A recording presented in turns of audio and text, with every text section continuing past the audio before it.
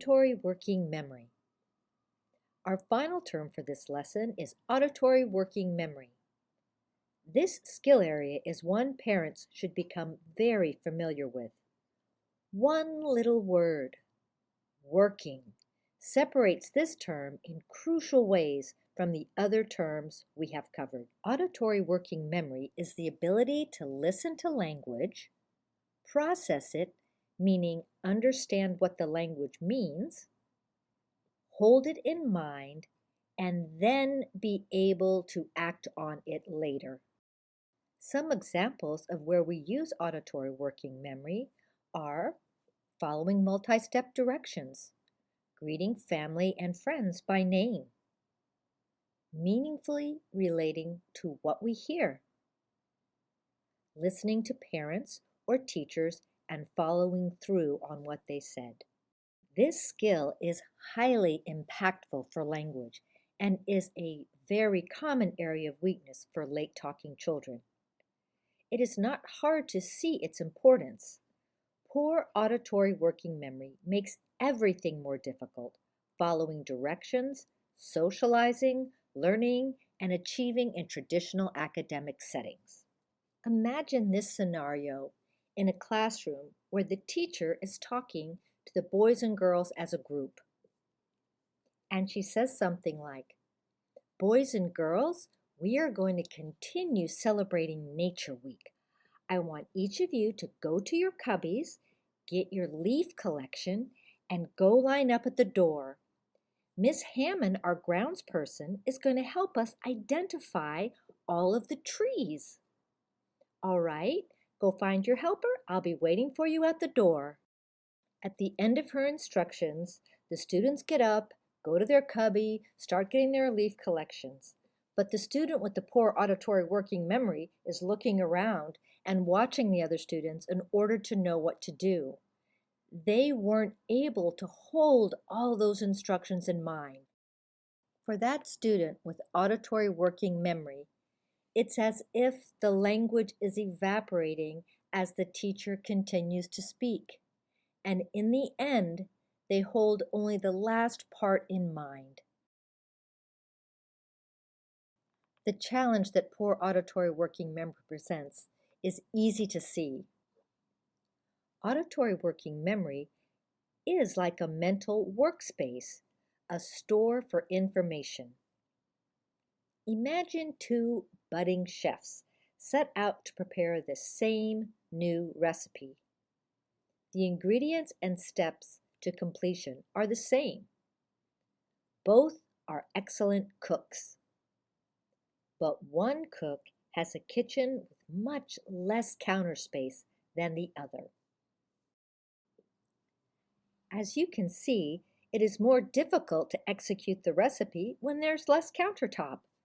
Some things get put to the side. On the floor, some things fall off the counter or are obscured by the other items sharing the cramped space. The ingredients may all be present, but it's hard to determine.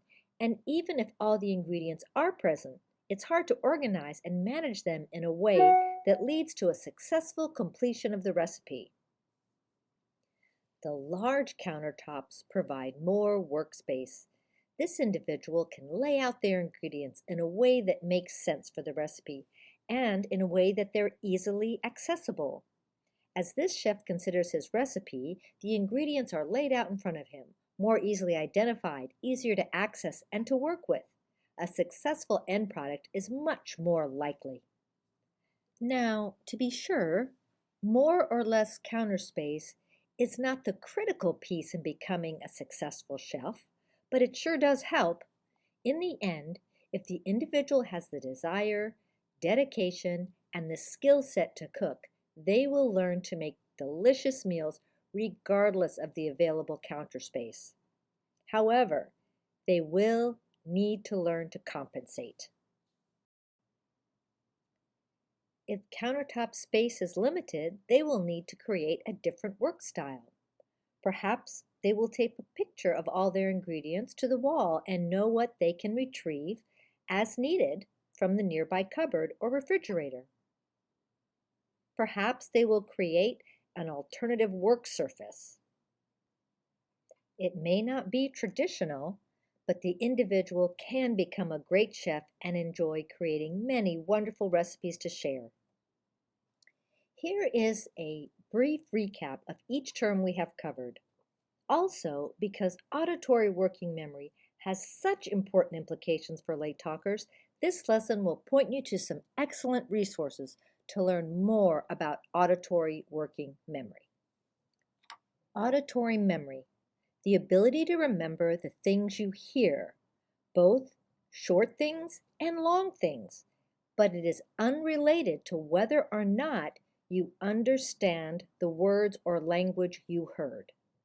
Auditory comprehension, understanding the meaning of the auditory information, the words and language that you hear through your ears. You may hear other terms like receptive language or listening comprehension.